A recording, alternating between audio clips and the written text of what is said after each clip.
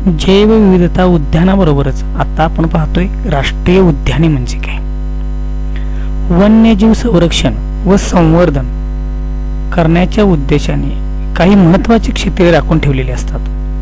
उदाहरणार्थ काझीरंगा राष्ट्रीय उद्यान, ताडोबा राष्ट्रीय उद्यान. ताडोबा हे वाघांच्यासाठी प्रसिद्ध आहे. त्यानंतर बघा अभयारण्य म्हणजे काय. विशिष्ट प्राण्यांचे वनस्पतीचे संरक्षण व्हावे यासाठी वनक्षेत्र राखीव ठेवले जाते. अशा क्षेत्राला अभयारण्य म्हणतात. उदाहरणार्थ आपल्या जवळच असलेलं राधानगरी अभयारण्य, त्याचबरोबर चांदोली अभयारण्य.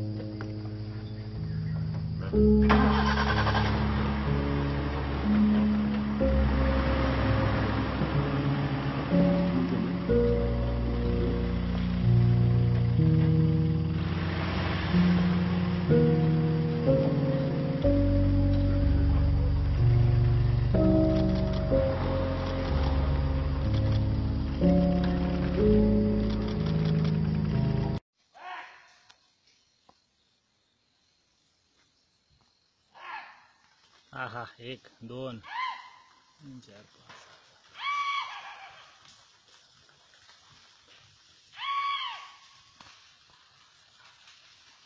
ay ay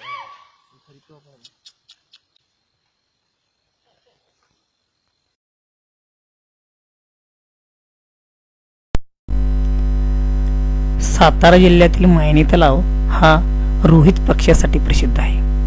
उत्तर सायबेरिया या प्रदेशातून या तलावात हे रोहित पक्षी स्थलांतर करून येतात. तेथे अंडी घालतात. स्थानिक लोकांच्या मागणीवरून ते आता अभयारण्य झाले आहे. पहा कुठून कुठे पक्षी त्यांचा निवारा शोधत येतात. निसर्गात हे असंच असतं. सर्व निसर्गातील पशु पक्षी हे समतोल व्यवस्थित असेल तर आनंदानं जगत असतात.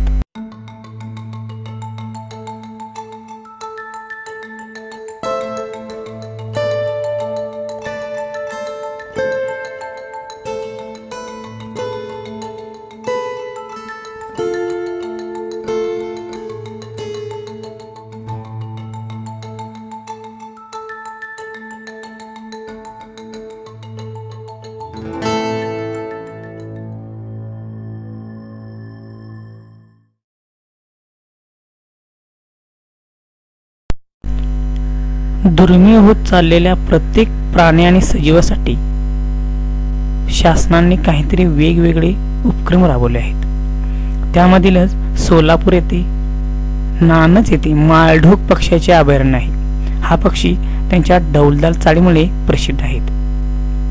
शिकार केल्यामुळे त्यांची संख्या घटत चालली आहे. याच माळरानात हरणे देखील आढळतात आणि त्यांचं संरक्षण व्हावं म्हणून ते पक्षी अभयारण्य म्हणून घोषित करण्यात आलेलं आहे.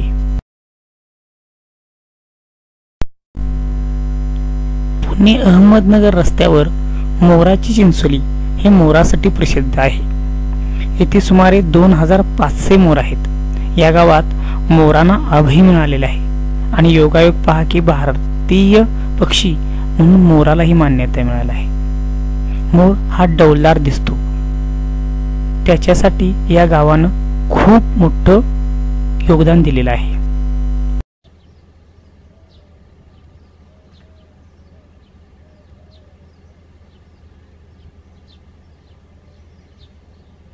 ये तो मॉडलिंग कर रहा है.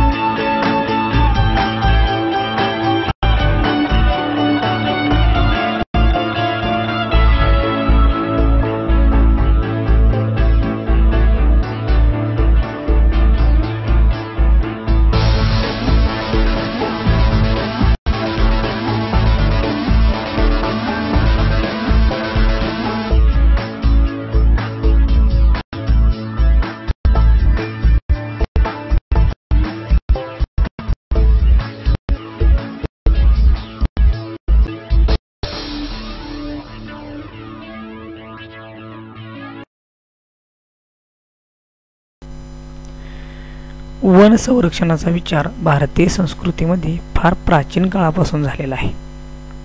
पूर्वीच्या काळी ऋषीमुनी तपश्चर्या करण्यासाठी जंगलामध्ये जात असत.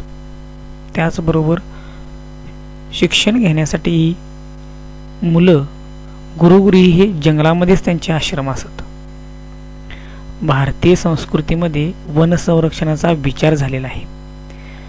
देवराई हे त्याचे उत्तम उदाहरण आहे. देवराई म्हणजे काय तर देवराई म्हणजे देवासाठी राखून ठेवलेले जंगल. महाराष्ट्रात अशा अनेक देवराया आहेत.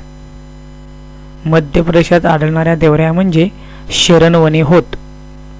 अशा देवरायामधून वनस्पतींनाच नव्हे तर प्राण्यांनाही अभय मिळतं आणि अजूनही आपल्याला ह्या देवराया पाहायला मिळतात. तिथे बरेच पशु पक्षी अगदी आनंदानं वास करत असतात. श्री क्षेत्र मार्लेश्वर सह्याद्रीच्या पर्वतरांगातील स्वयंभू शिवलिंगानं पावन झालेली ही पवित्र भूमी. या ठिकाणी कोसळणारा हा धारेश्वर धबधबा आणि इथूनच उगम पावलेली सळसळत वाहणारी ही पवित्र बाव नदी. दऱ्या डोंगर उंचावरून कोसळणारा धारेश्वर धबधबा, बाव नदीचं झुळझुळ वाहणारं पाणी, उंचच उंच असणारी ही दाट गर्द झाडी, पशुपक्षी आणि या ठिकाणी असणारं श्री मार्लेश्वराचं स्वयंभू शिवलिंग. प्रत्येक शिवभक्ताला भुरळ घालणारं हे निसर्ग सौंदर्य प्रत्येकाला मोहित करतं. भाविक भक्त आपल्या मित्रांसह शिवहरा रे शिवहरा असा जयघोष करत श्री मार्लेश्वराचं गुणगान गाऊ लागतात. मुलांनो, हा घटक तुम्हाला नक्कीच समजला असेल. तर मग धन्यवाद.